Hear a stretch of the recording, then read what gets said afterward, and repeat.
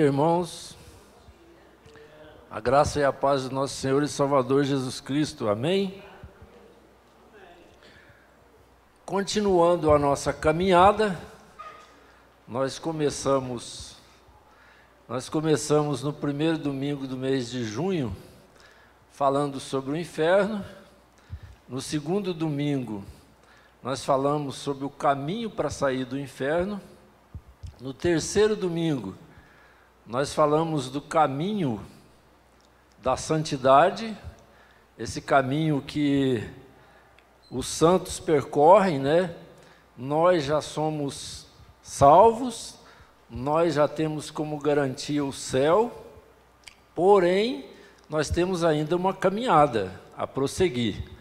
Do momento que nós cremos no Evangelho, no momento que nós recebemos a Cristo, nós começamos uma caminhada rumo ao céu, né?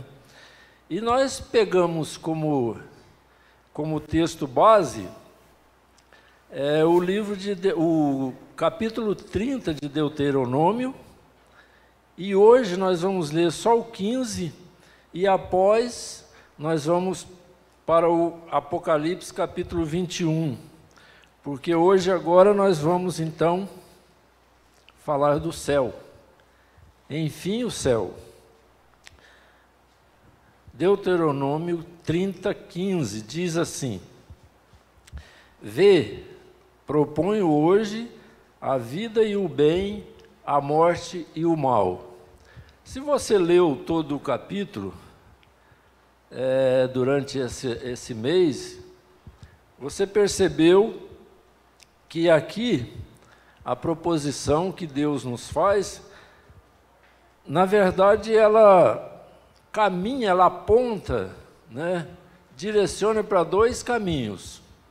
Ou seja, a morte, a desobediência a Deus, a desobediência ao Evangelho leva à morte, e a obediência a Deus, a obediência ao Evangelho leva à vida, né? E, consequentemente, ao céu. Ele diz que propõe, como é que ele diz aqui? Proponho hoje a vida e o bem, a morte e o mal. Aqueles que escolheram o mal, se nós dermos uma lidinha em Mateus capítulo 3, versículos 11 e 12, Mateus vai dizer, João Batista vai dizer o seguinte: olha, eu batizo vocês com água para arrependimento. Agora, aquele que vem após mim, do qual não sou digno nem de desatar as sandálias ou carregar as sandálias, ele vos batizará com o Espírito Santo e com fogo. Aí muita gente confunde esse versículo, entendendo que o batismo com o Espírito Santo e fogo é um só. Não. O batismo com o Espírito Santo é para salvação, o batismo com fogo é para condenação. No versículo 12, o próprio João explica. Ele diz: a sua pá ele a traz na mão, recolherá o trigo no celeiro, os salvos, e queimará a palha no fogo inextinguível. Então fica esclarecido essa questão, não é? Marcos, capítulo 16, 15 e 16, também muito conhecido, vai dizer: ide por todo mundo, né? Pregar o evangelho a toda criatura, aquele que crê será salvo, quem não crê será condenado, né? Então, é bom a gente entender, parece simples, né? Mas o batismo, ele tanto é para salvação como para condenação. Aqueles que desobedeceram ao Evangelho, o apóstolo Paulo fala muito nessa questão da desobediência, aqueles que não responderam ao chamado do Evangelho, porque nós podemos até pregar aqui uma noite toda, digamos assim, pregando o Evangelho, explicando, direitinho, né? E não precisamos fazer nenhum apelo. Ou simplesmente podemos cumprimentar o nosso vizinho e dizer para ele: olha, Jesus Cristo, Filho de Deus, ele veio ao mundo, morreu e ressuscitou para pagar o preço do nosso pecado, para que nós, mediante a fé e pela graça, nós sejamos salvos e quando partirmos dessa vamos para o céu. Nós não precisamos fazer nenhum apelo, o simples fato de apresentar para ele o plano de salvação já implica em uma resposta. Se ele desobedece, se ele não responde, se ele... Bom, eu não entendo muito dessas coisas aí dos crentes, de Jesus Cristo, disso, daquilo. Ele já está condenado. Quem diz é a palavra, não sou eu, né? Agora, se ele crê de fato no Evangelho, crê no sacrifício de Cristo, que é suficiente para a salvação dele, então ele estará salvo e um dia estará na glória. Quando Cristo vier, ou quando nós partirmos. O que acontecer primeiro, né, João? Eu oro muito para que aconteça primeiro a vinda de Cristo, né? Mas, por outro lado também, a gente tem que pensar como o apóstolo Paulo, né? Partir é incomparavelmente melhor, mas eu preciso ficar aqui ainda para pregar o Evangelho, para mais almas sejam, né, rendidas ao Senhor. Então a gente não pode ser tão egoísta assim também, né? Porque a vinda de Cristo aí é completa, é o ciclo final, né, da humanidade, a vinda de Cristo, ou para nós a nossa morte, né? Eu queria que vocês abrissem agora em Apocalipse, capítulo 21, deixa aberto.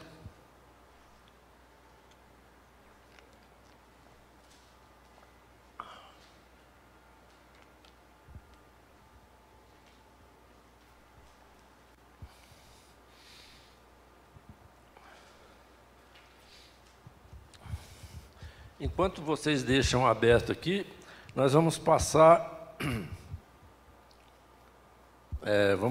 mais uma, só para lembrança, né, da jornada.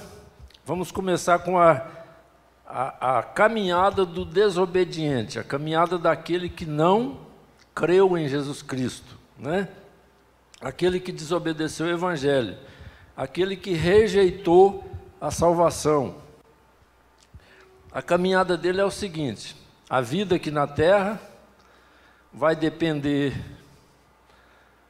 da vontade de Deus, ele vai ter uma vida boa ou não, mas é a vida normal aqui da terra, em que todos nós estamos sujeitos a doenças, a assaltos, a acidentes, a tudo isso, né?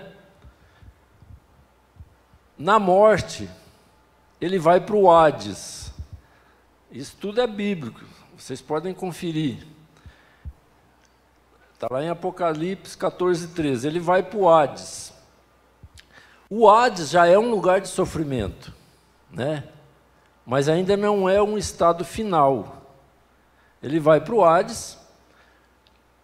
No final, no juízo final, na vinda de Cristo, aí ele vai ser lançado juntamente com o diabo e o falso profeta no lago de fogo. Aí é o estado final.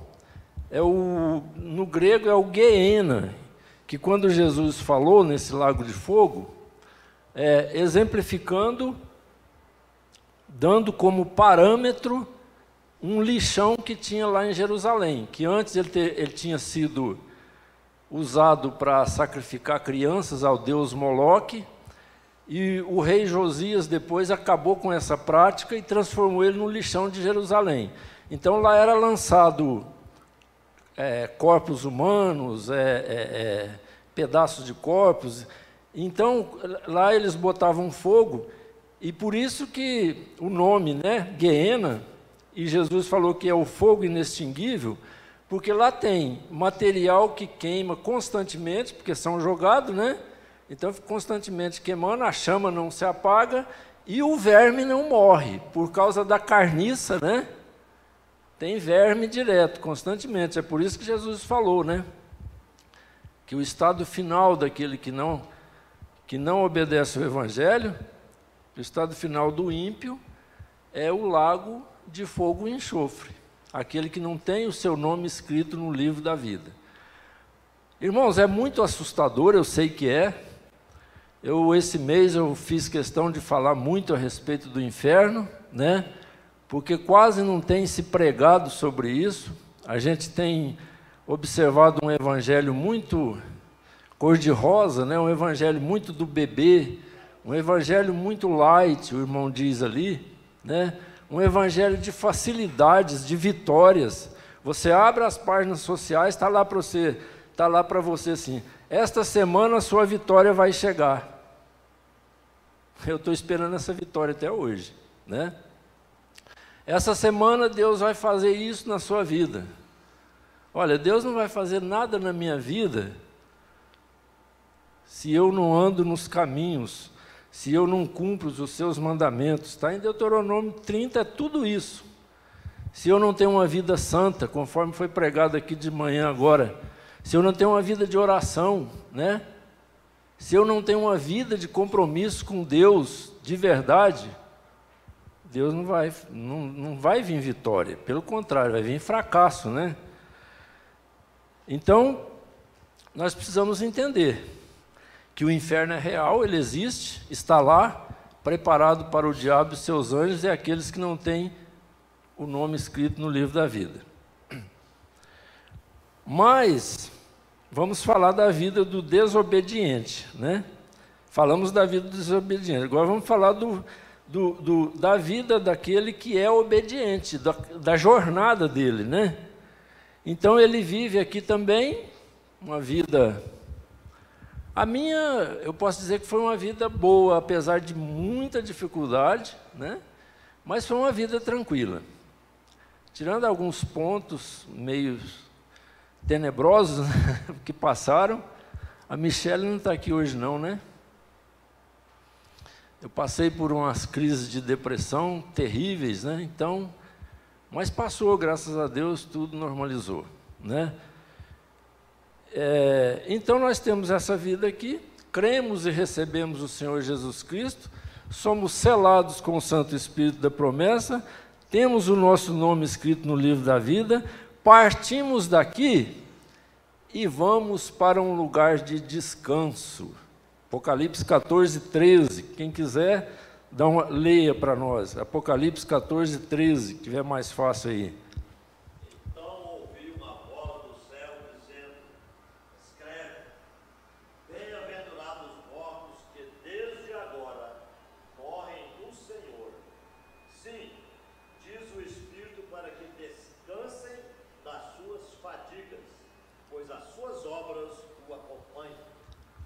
Descansem das suas fadigas, um lugar de descanso, já de gozo, né? Já de alegria.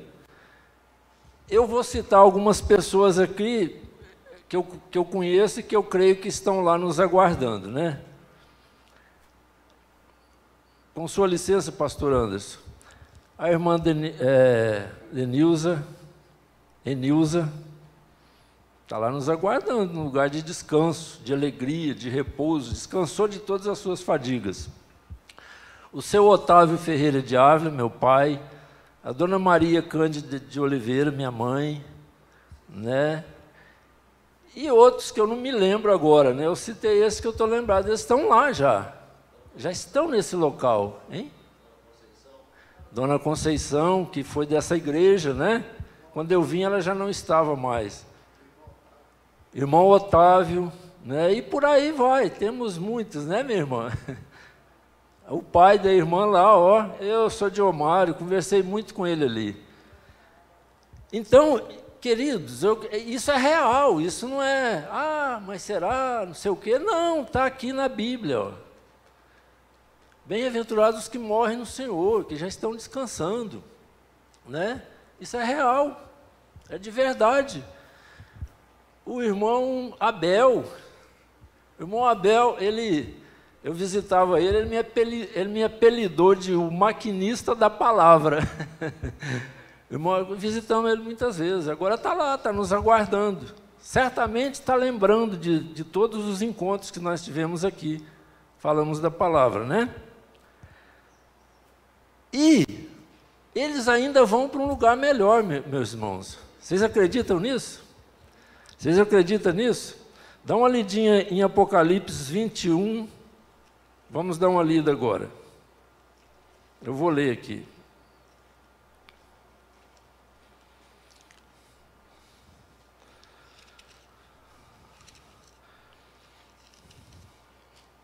Apocalipse 21.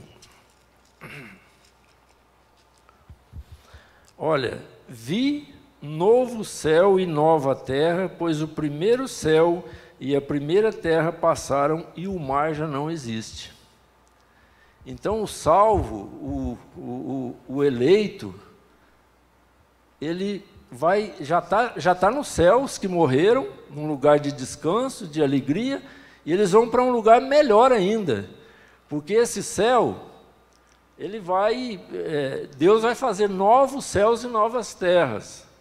Aí a teologia não explica direitinho como é que vai ser isso, se esse vai acabar, se a terra...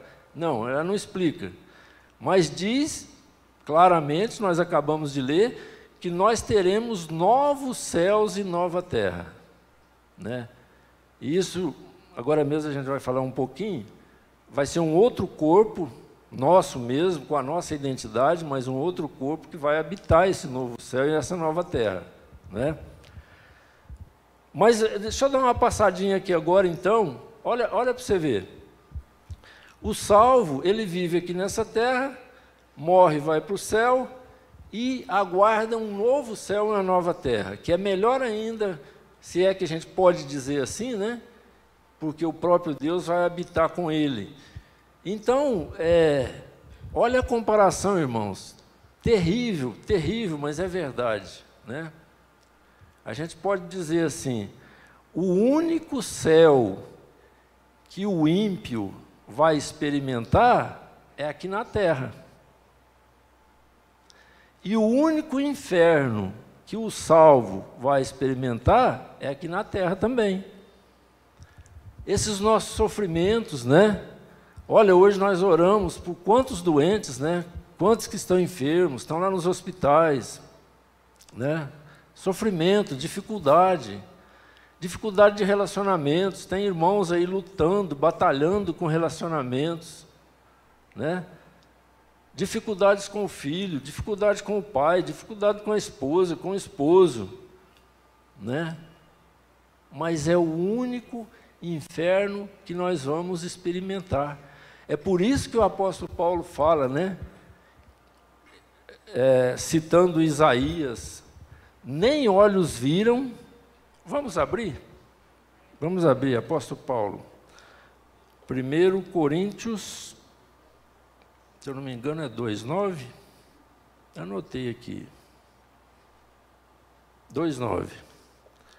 1 Coríntios 2:9. Quem encontrar pode ler.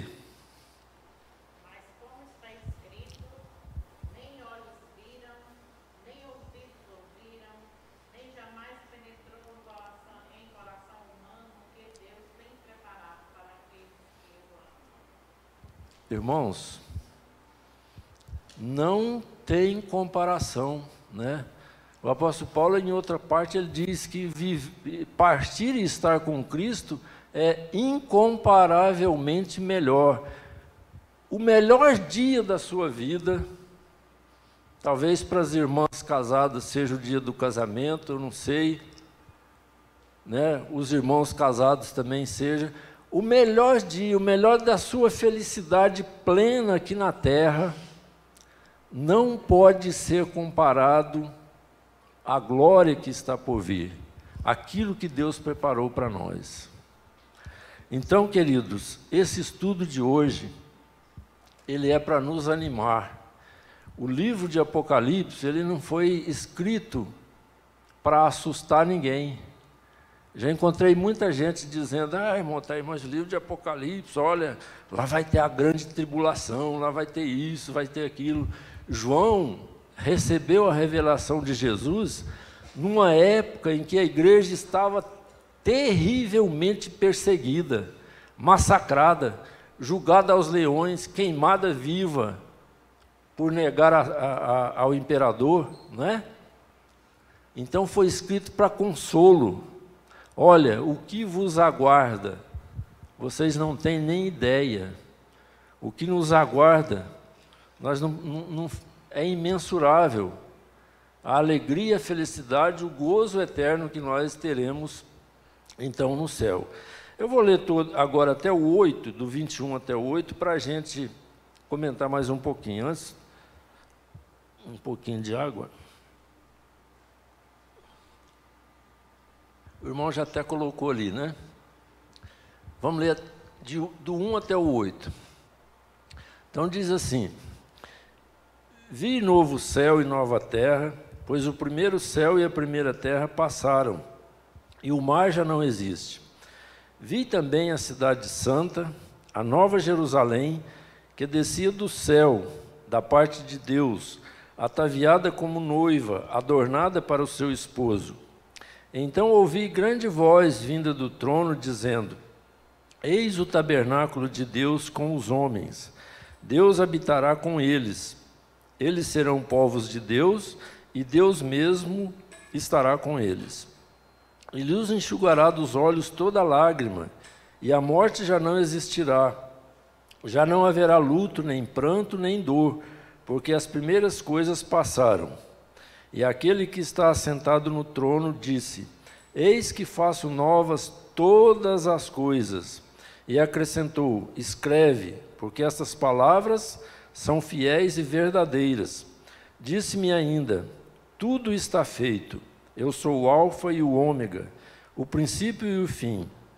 Eu, a quem tem sede, darei de graça da fonte da água da vida. O vencedor herdará essas coisas, e eu lhe serei Deus, e ele me será filho. Quanto, porém, aos covardes, aos incrédulos, aos abomináveis, aos assassinos, aos impuros, aos feiticeiros, aos idólatras e a todos os mentirosos, a parte que lhes cabe será no lago que arde com fogo e enxofre, a saber, a segunda morte. Irmãos, antes de passar ao próximo ponto, nós falamos da santificação e agora, enfim, o céu. Eu queria falar um pouquinho sobre essa segunda morte. Se alguma coisa não sair bem, eu tenho aqui 2 teólogos aqui para me ajudar, ou até mais, né? A primeira morte, tem a primeira e a segunda morte, né? A primeira morte, todos passarão por ela, né? Que é a morte física, né? Ou não, né? Se Cristo vier primeiro, né? Mas a primeira, assim, só para a gente entender. Então, a primeira morte, nós estamos sujeitos a ela, né? Mas aí, qual seria a segunda morte? Aí eu vi uma frase um dia desse que eu achei interessante. Ele dizia o seguinte, até um amigo meu, um crente também, ele dizia assim: olha, morra antes de morrer, porque depois será tarde, né?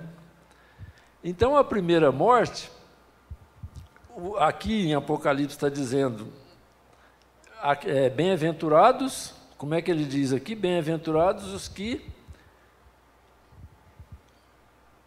Pode falar, meu irmão? Não, é sobre a primeira morte.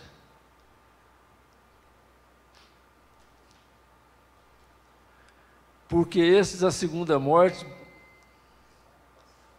não passarão pela segunda morte. A primeira morte aí, irmãos, na verdade, a segunda morte é a morte espiritual, né? Aqueles que não passarão pela segunda morte é aqueles que receberam a Cristo. Por quê? Eles já morreram para si, né? O apóstolo Paulo não fala isso muito, né? Tem que deixar esse corpo velho morrer, né?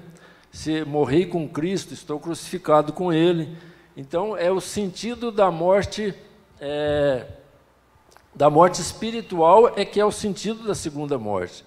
Porque aqueles que não passaram pela primeira, aqueles que não morreram com Cristo e assim ressuscitaram, e aí a gente fala também de ressurreição, né? Eles já ressuscitaram, o espírito já é ressurreto, né? Já foi salvo, então eles não vão passar pela segunda morte. Agora, aqueles que viveram um mundo aqui a bel prazer, né? Nem deram as costas para Deus e tudo, eles morreram e eles vão morrer de novo. Por que eles vão morrer de novo? Porque todos vão ressuscitar no final dos tempos. Todos, né? Todos vão ressuscitar. E vão até se dobrar diante de Deus, até aqueles mesmos que não o receberam, não creram nele, vão se dobrar diante dele, né? Só que aí já é um reconhecimento da soberania de Deus, mas tardio, né? É forçado, é tardio, não houve arrependimento, não houve salvação, né? Não houve novo nascimento. Então aí eles vão para a segunda morte, né? Vão ser lançados no lago de fogo, a segunda morte.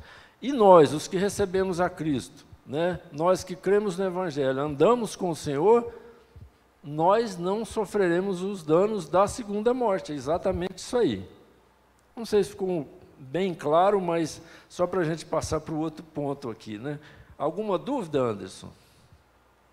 Não, dúvida não, assim, algum esclarecimento que eu quero dizer.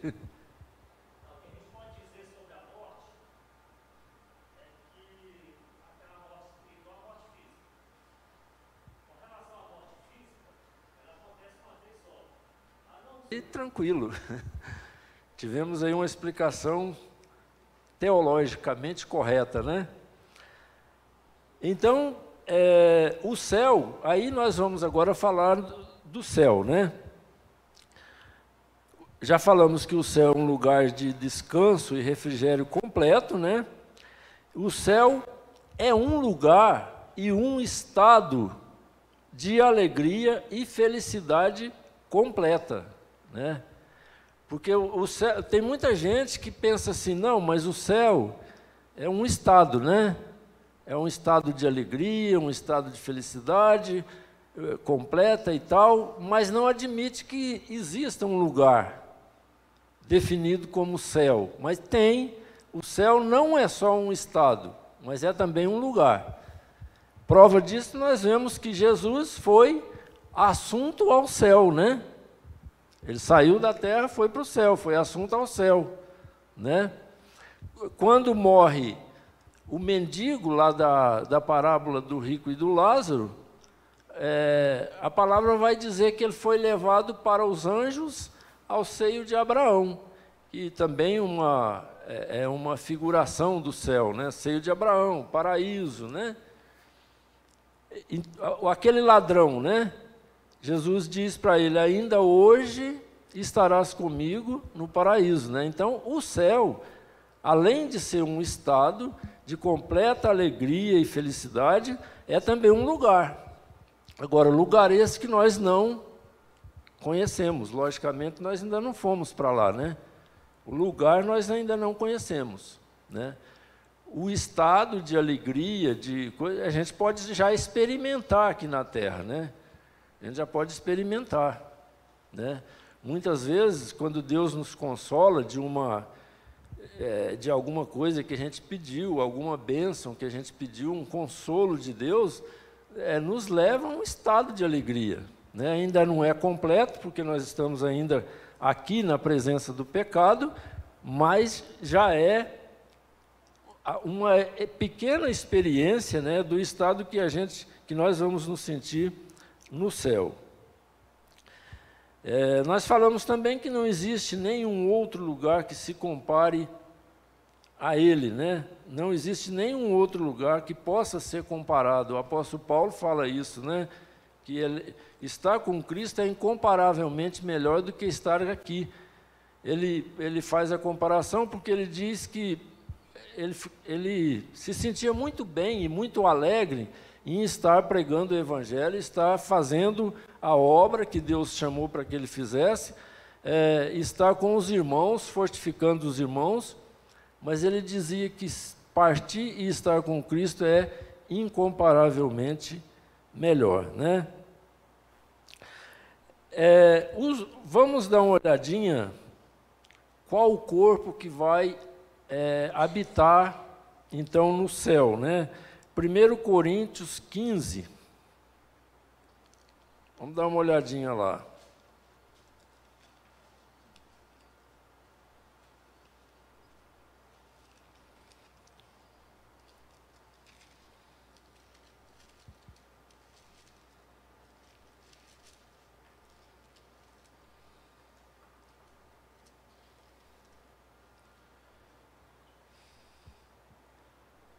Primeiro Coríntios 15,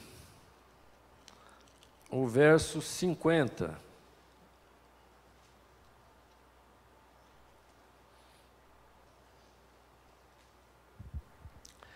Diz assim: isto afirmo, irmãos, que a carne e o sangue não podem herdar o reino de Deus, nem a corrupção herdar a incorrupção. Agora, voltando um pouquinho, 40 diz assim: também há corpos celestiais e corpos terrestres, e sem dúvida, uma é a glória dos celestiais e outra a dos terrestres. Ele continua dizendo: uma é a glória do sol, outra a glória da lua, e outra das estrelas, porque até entre estrela e estrela há diferenças de esplendor. Pois assim também é a ressurreição dos mortos. Semeia-se corpo na corrupção, ressuscita na incorrupção. Semeia-se em desonra, ressuscita em glória. Então, o que nós podemos afirmar do corpo que vai habitar no céu, tendo a nossa alma, né? E aqui é bom a gente fazer uma leve dissertação sobre a alma e o corpo, né?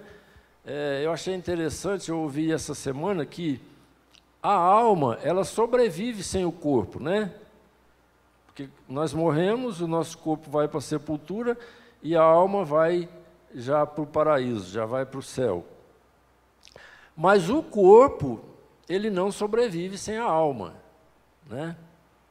Então, tem uma alma lá esperando um corpo novo, que é esse corpo que vai habitar no novo céu e na nova terra. Que corpo será esse, né? O apóstolo Paulo, que a única dica que ele dá é que é um corpo celeste e incorruptível. Incorruptível é que não envelhece, né? Que não fica doente, que não tem problema de coração, não tem problema de rins, não tem problema de coluna, né? É incorruptível. Sim.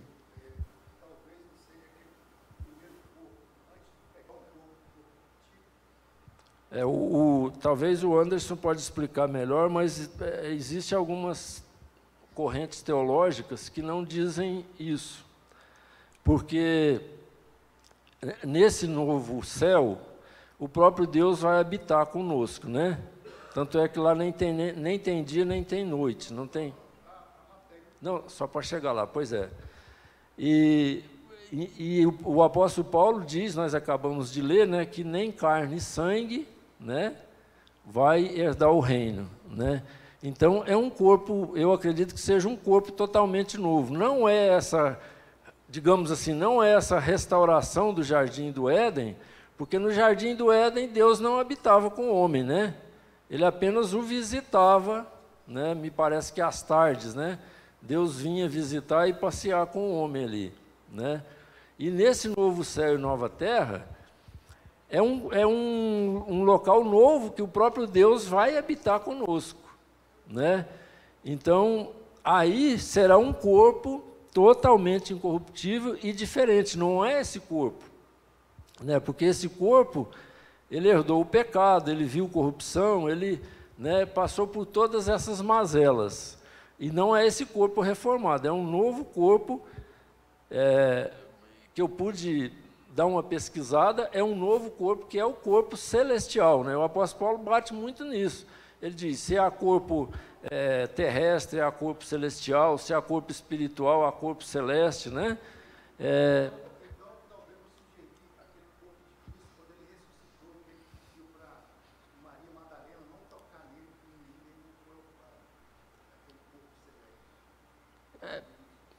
O que você me diz, Anderson? Socorro aqui. Na Bíblia, quando um que se refere a novo, é escatológico, com relação às últimas coisas que nós vamos experimentar. Quando fala de nova lei, nova aliança, novo mandamento, novo coração, é tudo com relação às coisas que nós vamos experimentar em Cristo, na glória. Podemos já ter uma antecipação aqui disso, mas nós vamos experimentar tudo. Então, quando fala de novo corpo, né, não é um corpo renovado, reformado, consertado. É um corpo realmente diferente, porque é um corpo que vai ser experimentado na glória. Nós vamos ter Cristo na glória. Mas nós podemos já ter alguma coisa aqui. É isso que é o bonito de entender, a beleza de entender o Evangelho. Porque às vezes a gente aguarda tudo na glória, e nós esquecemos de que nós temos, assim, para não devagar muito, né? Não, tranquilo. Realmente de lá. Exatamente. Exatamente. Então, muito. Está de lá, passa para cá, nem de cá para lá. Exato. Vamos saber, vou chegar lá. É a nossa esperança, é a É. nossa certeza. Exatamente. É porque muitas vezes a gente tem a impressão, as pessoas têm a impressão, né, que Deus vai reformar esse corpo, conforme a gente diz, né? Não, vai reformar esse corpo, vai se tornar ele novo, né? Não, a palavra é bem clara quando Jesus fala, né? Se revela para João, olha, eis que faço novas todas as coisas, né? Então é tudo novo, não é reformado. Reformado é o meu carrinho antigo que está lá, né? Eu reformo de vez em quando. Mas não, o dia que eu for lá na agência pegar um 0 quilômetro, ele é novo, foi feito novo, é outro carro, já não é aquele mais, né? Então, assim com o nosso corpo celeste que vai habitar nos céus. Conforme o André... A marca a alma, né? O nosso entendimento, a nossa memória, a nossa alma, ela permanece, ela é a mesma. Ela está aqui hoje, eu estou vendo, conheço os irmãos, tem as minhas lembranças, tem as minhas memórias, tudo isso sou eu, né? Mas o corpo é um corpo celestial, né? É um corpo diferente, né? Essa incorruptibilidade que a gente vive hoje já começa aqui, é a capacidade que a gente já tem de se afastar.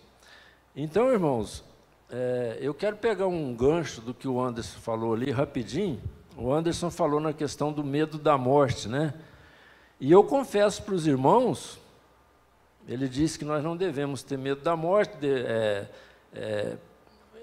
porque nós vamos habitar em outro local, né? Em outro local onde não haverá morte, não haverá luto, um local de alegria e felicidade completa, né? Eu confesso que eu tinha muito medo da morte antes da minha conversão, mas muito medo mesmo. E quando nós temos essa esperança, quando nós cremos de fato que nós vamos, se eu morrer hoje, se eu der um infarto agora mesmo e morrer, eu vou estar com Deus, esse medo acaba, né? Esse medo acaba. Por quê, irmãos? Porque você fecha o olho aqui e abre lá no céu. É isso que a palavra de Deus diz, né? Você fechou o olho aqui, já abre lá no céu, né? Diz a palavra de Deus. Então, medo, é por isso que, se eu não me engano, Paulo diz que o amor lança fora todo medo, né? Não tem que ter medo mais, né? Se você vai morar no céu, se você vai pensar como o apóstolo Paulo, vai estar incomparavelmente melhor, por que medo da morte, né? Não tem nenhum sentido o crente dizer que tem medo da morte, né? Não faz nenhum sentido. E uma outra coisa que eu queria colocar para os irmãos, é que quando nós temos essa esperança, nós temos essa certeza de salvação, essa certeza de vida eterna, mexe com o nosso bolso, mexe com as nossas finanças, né? Domingo passado, o pastor Daniel fez aqui o sermão dele foi a Santa Cajadada, né? Por que mexe com o nosso bolso? Porque nós devemos ajuntar tesouros, é lá no céu, né? Para onde vamos? Nós vamos morar é lá. E quais são esses tesouros que a gente ajunta para levar para lá? São exatamente as obras que nós estamos fazendo aqui, essas obras que Deus preparou para que nós andássemos nela, diz lá em Efésios, né? As obras que estão preparadas para que andássemos nelas. Então, resumindo, a nossa caminhada aqui, enquanto não chega no céu, ela tem um parâmetro, ela tem um norte, ela tem somente uma palavrinha de 4 letras que nós devemos gravar e prosseguir o tempo todo. É o amor. É o amor, porque 1 Coríntios 13 vai dizer que a única coisa que vai permanecer é o amor. A fé vai acabar. Por que a fé vai acabar? Porque a fé é a certeza das coisas que não se veem. Você já está vendo, já está lá, já está no paraíso, você vai ter fé para quê mais? Vai acabar. A esperança vai acabar. Por que a esperança vai acabar? Você esperou, teve perseverança, agora você já está lá. Então não precisa de mais esperança. O permanecerá. Desses 3, né, o que vai permanecer é o amor. E esse amor, ele tem que já estar presente agora, na nossa caminhada com Cristo. Esse amor precisa estar presente. Nós de manhã, antes começando a escola, nós vimos o tanto de oração por enfermos, né? O tanto de oração por pessoas que estão desconsoladas por causa do luto. E aí eu te pergunto, meu irmão, você tem visitado não vou nem dizer os outros estranhos não, mas você tem visitado os irmãos enfermos? Você tem visitado os irmãozinhos que estão lá na cadeia, presos? Você tem dado um copo de água àquele que está com sede? Você tem dado comida àquele que está com fome? Você tem dado roupa àquele que precisa de vestir? Esse é o caminho do amor. Jesus ele diz assim: eu sou o caminho, a verdade e a vida. Ninguém vem ao Pai senão por mim. E a expressão máxima que nós temos de amor é o próprio Jesus Cristo, né? Que deu sua vida, né? Para que nós tivéssemos vida. Ele, sem nenhum pecado, inocente, pagou o preço do nosso pecado, para que nós fôssemos considerados justos diante de Deus, né? E nós passamos por essa vida levando a vida do Zeca Pagodinho, né? Deixa a vida me levar. Doente lá precisando de visita, preso lá precisando de visita, órfãos e viúvas precisando de socorro. Não, isso aí é coisa do governo, não é coisa minha não. O governo, eu pago muito imposto e o governo... Isso é conversa, né? Então nós temos enquanto não estamos no céu, o céu é tudo isso que a gente falou, né? Lugar de alegria, lugar de descanso eterno, incomparavelmente melhor, é o paraíso, é o melhor que Deus preparou para nós, e o melhor de Deus é bom mesmo, né? Mas nós estamos caminhando para lá, nós ainda não estamos lá. Enquanto caminhamos para lá, a ordem de Deus para nós, sabe qual é? Amar a Deus sobre todas as coisas e ao próximo como a si mesmo. Se eu amo a Deus sobre todas as coisas, eu não roubo do meu próximo, eu não mato o meu próximo, às vezes até com palavras, né? Eu não minto para o meu próximo, eu não minto para o imposto de renda, né? Imposto de renda está sendo mal usado? Tá, mas isso não é problema meu. O problema meu é que eu tenho que declarar centavo por centavo do que eu ganho, e se tiver que pagar imposto de renda, eu tenho que pagar. Não há desculpa de que, mas o governo vai prestar contas para Deus.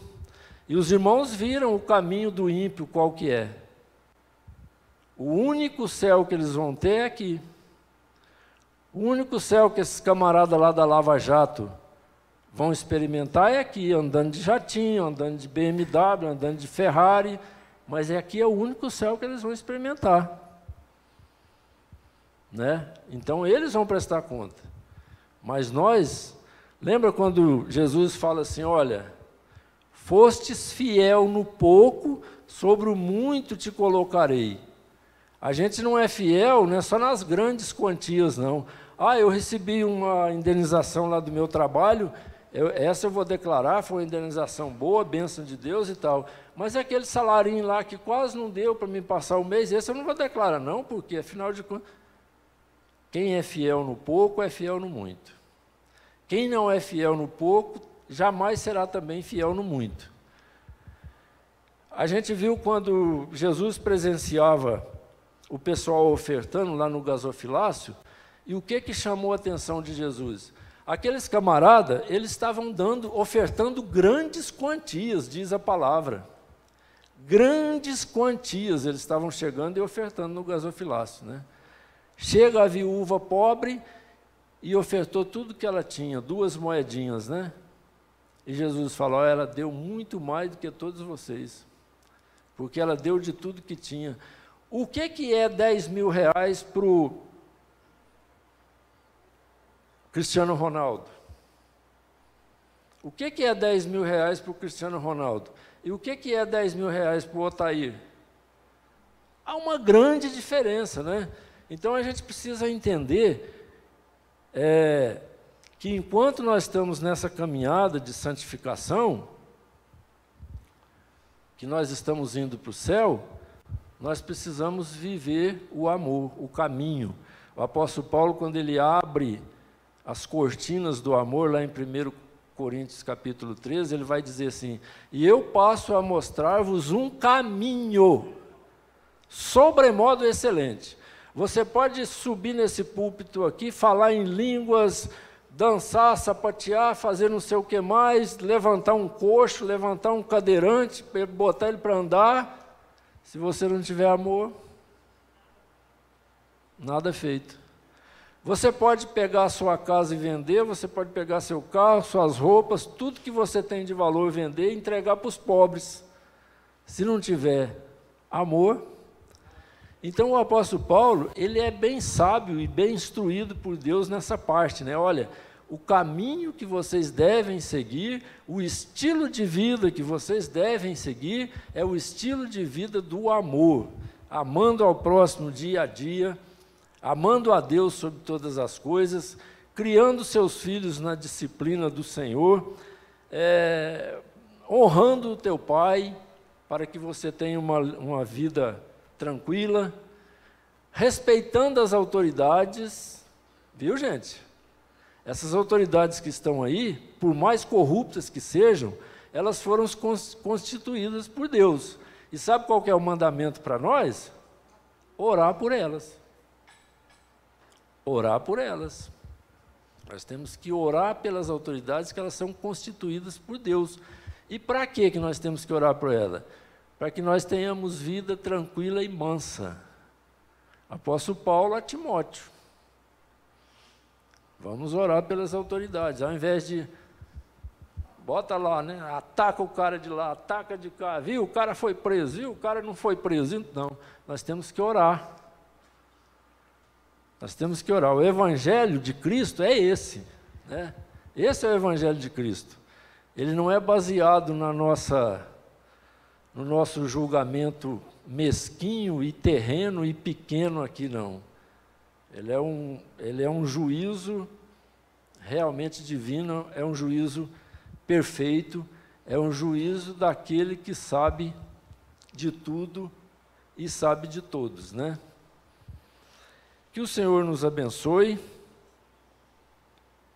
e nós vamos encerrar com um cântico, né? Vai dar para colocar aí, meu irmão? É só sentar e ouvir.